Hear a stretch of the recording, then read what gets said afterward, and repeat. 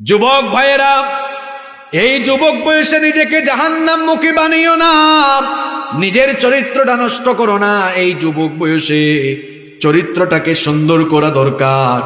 কোনো সময় কোনো মেয়ের পেছনে ঘোরো না, বরং চরিত্রটাকে সুন্দর বানাও। দেখবা মেয়ের বাপ তোমার পেছনে মেয়ে বিয়ে দেওয়ার জন্য লাইন ধরবে। মূসা আলাইহিস সালাম নাম শুনছেন আপনারা? ফেরাউনের বংশের একটা থাপ্পড় দিয়া দুনিয়া থেকে বিদায় করেছেন। কি রাগী নবী, একটা থাপ্পড় মারছে শেষ। শুধু মানুষদের থাপ্পড়ায় নাই, মালাকুল মূত্র থাপ্পড়াইছে। আল্লাহু আকবার। ঘটনা বলবো। মালাকুল মউত মুসা নবীর কাছে আসলেন। মুসা নবী বললেন, তুমি কে? মালাকুল মউত বললেন, আমারে চিনেন না? আমি যার কাছে আসি তার জীবন আর রাখি। মুসা নবী বললেন, তাহলে আও, আমার জীবন নাও। যখন ফালাম্মা জাআহু সাক্কাহু, বুখারীর হাদিস, যখন মালাকুল মউত মুসা নবীর কাছে আসলেন, খুব রাগী নবী তো, একেবারে চোখের উপরে থাপ্পড় মারছে। আল্লাহু আকবার। এক থাপ্পড় খাইয়া মালাকুল মউত আল্লাহর কাছে গিয়ে কয়, আরসালতানি ইলা আব্দুল্লাহ ইউরিদুল মাউত। আল্লাহ এমন একজনের কাছে পাঠাইছে, উনি মরতে চায় না, গেছিলাম উনারে মারতে, উল্টা আমারই মাইরা ফেলছিল।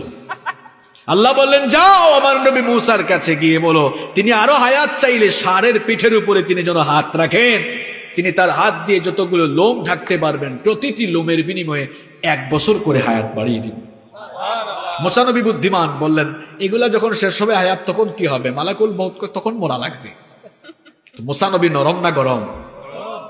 ফেরাউনের বংশের একজনকে একটা থাপ্পড় দিলেন। ফেরাউন আইন জারি করলো, মূসাকে তাড়াতাড়ি গ্রেফতার করো। আল্লাহ তাআলার আদেশে মূসা নবী তখন মিশর ছেড়ে হিজরত করলেন। দৌড়াতে দৌড়াতে তিনি চলে গেলেন মাদিয়ানে। মাদিয়ানে যাওয়ার পরে একটা কুয়ার কাছে তিনি বসলেন। হঠাৎ করে দেখলেন 2টা মেয়ে পশুর পাল নিয়ে দাঁড়িয়ে আছে। তিনি তাদেরকে বললেন, কি ব্যাপার মেয়েরা, বহুক্ষণ ধরে তো এখানে দাঁড়িয়ে আছো, পশুর পালকে পানি পান করাও না কেন? মেয়েরা তখন বলল, আমরা তো মহিলা মানুষ, এই কুয়ার পাশে পুরুষ মানুষরা যতক্ষণ না তাদের পশুর পালকে পানি পান শেষ করাবে, ততক্ষণ পর্যন্ত আমরা আমাদের নিজেদের পশুকে পানি পান করাতে পারবো না। মূসা নবীর মনে একটু দয়া হলো। তিনি এবার তাদের পশুর পালকে পানি পান করালেন। মেয়েরা বাড়িতে চলে গেল। আবার এই 2 মেয়ে ছিল নবীর মেয়ে, নবীর নাম হচ্ছে শুআয়ব আলাইহিস সালাম। মেয়েরা আজকে তাড়াতাড়ি বাড়ি ফিরল। মূসা নবী ওই দিকে কুয়ায় পানি পান করে বসে আছেন। মনে মনে ভাবতেছেন, এমন এক এলাকায় আসছি, একজন মানুষও পরিচিত। তিনি বললেন, আল্লাহ এই এলাকায় তুমি আমার রিজিকের বন্দোবস্ত করো। মূসা নবী দোয়া করলেন কার কাছে? এবার আল্লাহ তাআলা দেখেন দোয়াটা কবুল করছেন কেমনে। এই 2 মেয়ে যখন বাড়িতে চলে গেল, বাবা বললেন, কি ব্যাপার মেয়েরা, আজ এত তাড়াতাড়ি তোমরা বাড়িতে ফিরলে কেন? প্রত্যেক দিন তো তোমরা দেরি করে বাসায় ফিরো, আজ এত তাড়াতাড়ি ফিরলে কেন? মেয়েরা তখন ঘটনা শোনালো। শুআয়ব আলাইহিস সালাম খুশি হলেন, বললেন, যেই যুবক ছেলেটা পানি পান করালো, তাকে তো পুরস্কার না দিয়ে বিদায় করা যায় না, যাও তাকে নিয়ে আসো। 2 মেয়ে চলে গেল। চলে যাওয়ার পরে সেখানে গিয়ে তারা মূসা নবীকে পেল। মূসা নবীকে বলল, আমাদের আব্বা আপনাকে ডেকেছেন, চলেন আমাদের সাথে। যুবক ভাইরা এবার কান লাগাও, কথাটা শোনো।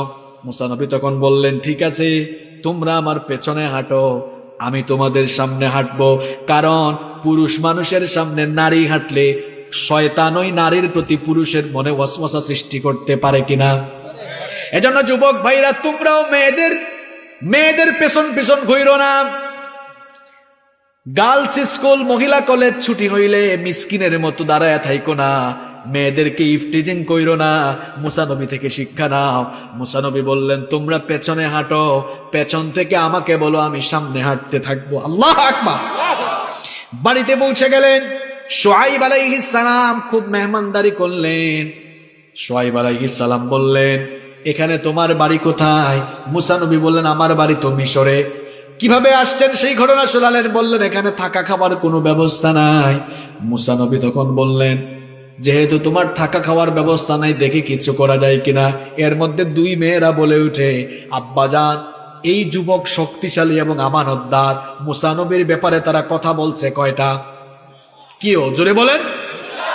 1 নাম্বার, এই তো কয়েকজন শুনতেছে, খুব ভালো। 1 নাম্বার 2 নাম্বার, শুআয়ব নবী বললেন, এই যুবক শক্তিশালী আর আমানতদার, এটা তোমরা জানো কেমনে? মেয়েরা এখন প্রশ্নর সম্মুখীন হয়েছে, তাই না?